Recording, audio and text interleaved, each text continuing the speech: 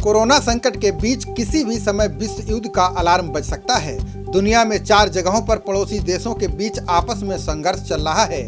सबसे बड़ी जंग का मैदान रूस के करीब बना हुआ है। यहाँ आर्मेनिया और अजरबैजान आमने सामने आ चुके हैं। दोनों देशों के बीच मिसाइल, तोप और टैंक से युद्ध शुरू हो गया है।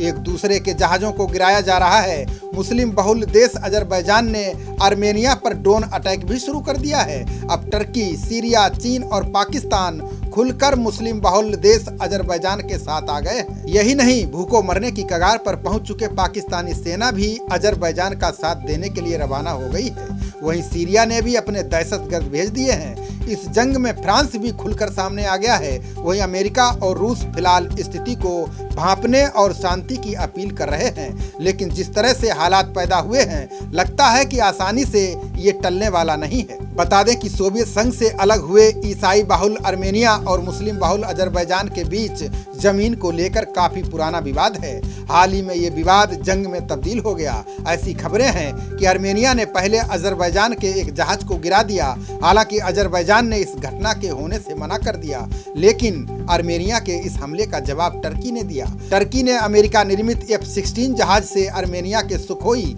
25 को मार गिराया। टर्की बीच में क्यों कूदा, इसी बात से अमेरिका, फ्रांस और रूस नाराज हैं। अमेरिका इसलिए नाराज है कि उसके F-16 जहाज का टर्की ने गलत इस्तेमाल किया। वहीं टर्की के इशारे पर चीन से भिक्षा लेकर पाकिस्तान ने भी अपनी 1 लाख सेना अजरबैजान के पक्ष में भेज दी है।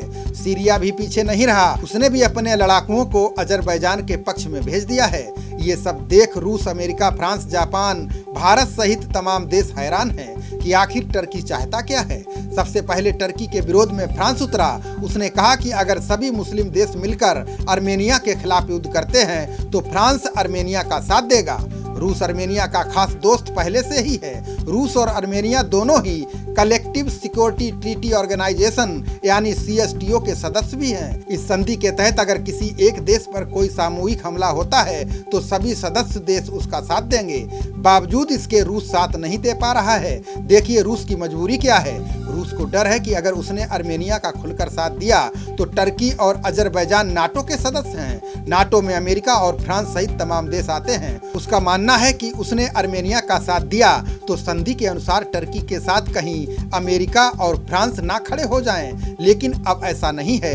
हालात पूरी तरह से बदल चुके हैं। आज जिस तरह से युद्ध की स्थिति बदली, उससे लगता है कि रूस शांति बहाली के साथ ही अब आर्मेनिया के साथ खुलकर सामने आएगा। चूंकि नाटो के सदस्य अमेरिका और फ्रांस ये जान रहे हैं कि टर्की अजरबैजान का साथ देकर गलत कर रहा है। उन्हें ये भी पता है कि चीन के सहयोग से पाकिस्तान और सीरिया के दहशतगर्द युद्ध के लिए रवाना हो चुके हैं। यही वजह है कि फ्रांस के राष्ट्रपति इमैनुअल मैक्रों ने आज स्पष्ट शब्दों में कह दिया कि अगर टर्की अजरबैजान का साथ देता है तो फ्रांस आर्मेनिया के साथ होगा। फ्रांस के साथ अगर अमेरिका भी आर्मेनिया के साथ आया तो टर्की कहां जाएगा इसका पता भी नहीं चलेगा। युद्ध की स्थिति के बारे में आप जान ही गए होंगे। अब हम आपको आर्मेनिया और अजरबैजान के बारे में बताते हैं। आर्मेनिया ईसाई बहुल देश है और अजरबैजान मुस्लिम बहुल। 100 साल पहले यानी पहले विश्व युद्ध के वक्त ये पूरा इलाका एक ही देश था।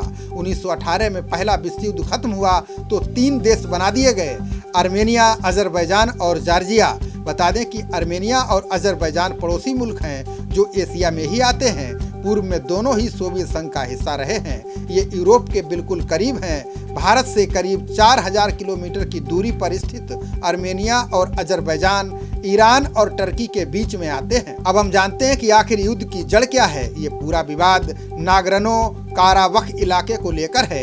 इस इलाके को अजरबैजान अपना बताता है, जबकि यहाँ आर्मेनिया की सेना का कब्जा है। करीब 4000 वर्ग किलोमीटर का ये पूरा इलाका पहाड़ी है। यहाँ तनाव की स्थिति बनी रहती है। मौजूदा तनाव 2018 में शुरू हुआ था, जब दोनों देशों ने सीमा से सटे इलाके में अपनी सेनाओं को बढ़ा दिया था। अब ये तनाव युद्ध का रूप ले चुका है। पिछली बार जब अजरबैजान और आर्मेनिया आपस में भिड़े थे तो युद्ध 2 साल तक चला था। 10 लाख लोग बेघर हो गए थे। यूएन के सेक्रेटरी जनरल एंटोनियो गुतारेस ने झगड़े को लेकर गंभीर चिंता जताई है। दोनों देशों को फायरिंग बंद करने के लिए कहा गया है। वहीं रूस ने भी फायरिंग रोकने के लिए कहा है। अमेरिका और जर्मनी भी ऐसा ही कह रहे हैं, लेकिन टर्की की मंशा को देखते हुए फ्रांस ने आक्रोश जताया है। फ्रांस का कहना है कि अगर टर्की नहीं माना तो आर्मेनिया के साथ होगा। वहीं अजरबैजान का पड़ोसी देश ईरान कह रहा है कि युद्ध को सुलझाने के लिए हम मध्यस्थता कर देते हैं। ईरान भी युद्ध के पक्ष में नहीं है, सिर्फ तुर्की ही युद्ध कराने के मूड में दिखाई दे रहा है। उसकी मंशा आप जान ही चुके होंगे कि आखिर वो ये सब क्यों कराना चाहता है। मीडिया में खबरें आ रही हैं कि अजरबैजान तुर्की से खरीदे गए ड्रोन का इस्तेमाल हमले के लिए कर रहा है। ये मध्यम ऊंचाई पर उड़ते हुए लंबी दूरी तक हमला करने में सक्षम है। वैसे दोनों देशों के बीच जंग में सिर्फ ड्रोन ही नहीं बल्कि तोप, टैंक, रॉकेट और फाइटर जेट का भी इस्तेमाल हो रहा है। आर्मेनिया ने अजरबैजान को धमकी दी है कि वो परमाणु हथियारों से लैस रूस की सबसे घातक मिसाइल से हमला कर सकता है। रूस की इस बैलिस्टिक मिसाइल का निशाना अचूक है। मिसाइल के घरेलू संस्करण की रेंज 400 किलोमीटर है। ये अपने साथ 700 किलोग्राम भारी युद्धक सामग्री ले जा सकती है। ये रडार को चकमा देने में सक्षम है। साथ ही दुश्मन के मिसाइल अटैक से खुद को बचाते हुए टारगेट को हर हाल में ध्वस्त कर सकती है। कहा तो यहाँ तक जाता है कि इस मिसाइल से अमेरिका भी कांपता है। खबरों का सिलसिला जारी रहेगा। देखते रहिए जनप्रवाद। नमस्कार।